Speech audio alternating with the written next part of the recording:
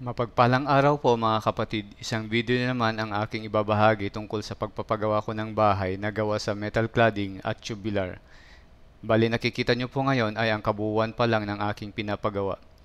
Naisipan ko na ito na lang ang gamitin ko sa second floor dahil mas madaling ipatayo at madaling hakutin lalo kung malayo ang pinagdidiskargahan ng mga materyales. Gumamit po kami ng pinagtakip na C-channel bar sa poste at sa beam para mas mabigat at mas matibay po ang kakalabasan. Sa studding naman ay gumamit kami ng 2x3 sa tubular sa lahat ng sides para mas madali pong mag-double wall sa loob at dagdag tibay na rin. At sa roof ay gumamit kami ng corrugated sheet dahil para sa akin ay mas matibay ito. Then 2x8 na fascia board, flashing at hindi na po pala kami gumamit ng gutter dahil sa pine needles. Dahil sa katagalan po ay babara lang ito. Kung tubular po ang iyong ipapagawa ay makakatipid kayo sa trabahador dahil sa welder lang po ang kailangan nyo.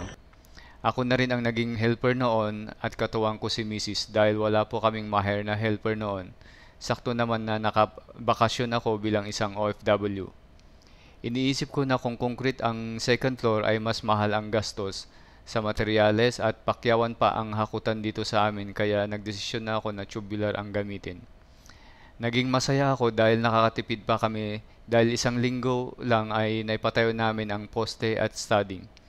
At ang pangalawang linggo ay nailagay na rin namin ang roof frame. Sa pangatlong linggo naman ay nakapagbubong na kami. Ako na rin ang naging purchaser ng materyales. Hindi ko muna masabi ang estimated na gastos dahil hindi pa tapos ang bahay.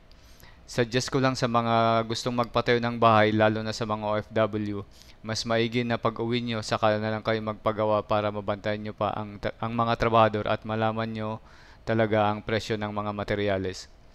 Comment down below kung anong gusto nyong tanungin about sa price para sa ma-update ko kayo. Bitin nga lang ang aking bakasyon, ganpaman ay malaking bagay na rin ang isang buwan na pagtatrabaho sa bahay at nakamenos pa sa pasahod.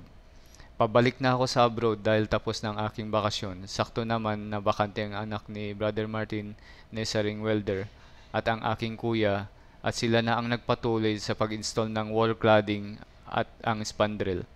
Sa kabuuan, ang estimate na nagasta sa materialis ay 450 at sa 1,000 at sa labor naman ay umabot ng 40k.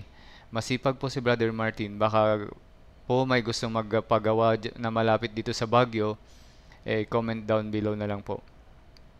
Ngayon ay tapos na ang exterior ng aming bahay. Nakapag Bible study na rin kami gaya ng nakikita nyo sa video. Purihin ang Diyos dahil konti na lang ay matatapos na. Kulang na lang ang interior studding, tiles, at aluminum door and windows. Bilang isang OFW, ang Panginoong Diyos at ang aking pamilya na lang ang pinagugutan ko ng lakas. Magdasal na lang lagi dahil mahirap malayo sa pamilya. Sakripisyo, magsipag at tiyaga na lang para maabot ang pangarap natin sa buhay. Hindi po kataasan ang sahod ko pero budget wisely ika nga. Purihin ang Diyos sa kabutihan niya sa aking buhay at sa aking pamilya. To God be the glory. Please don't forget to like and subscribe. Thank you po. God bless.